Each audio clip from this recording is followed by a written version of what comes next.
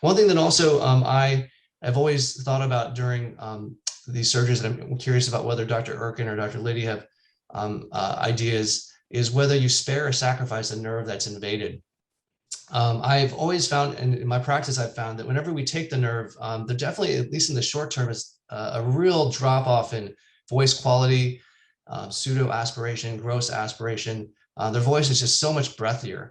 Whereas even if the signal is lost, if there's still some continuity, I think, my impression is there's some basal tone that persists. It gives the vocal cord some muscle tone that helps with voice and swallow quality. I think that's very helpful. I think that some factors that we think about, and I really think there's no one priority over another when it comes to this. Every patient is different. That favors nerve preservation is when you have young patients with a long life expectancy. They have conventional disease that is iodine avid. On the contrast, elderly patients with a high risk of aspiration, also you may not want to preserve that nerve just so you don't make their lives a lot more difficult.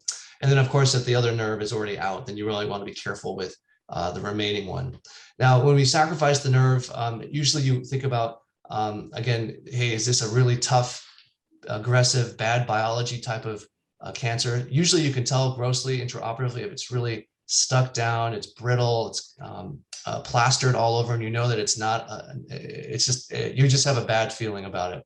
And recurrent disease, when you know that this is their last shot, that it's iodine refractory, that the iodine is probably not going to be able to bail you out. If they've had previous external beam radiation, so again, our radiation colleagues will not be able to bail you out, then sacrificing the nerve may be in the patient's best interest. And finally, if the other side is normal,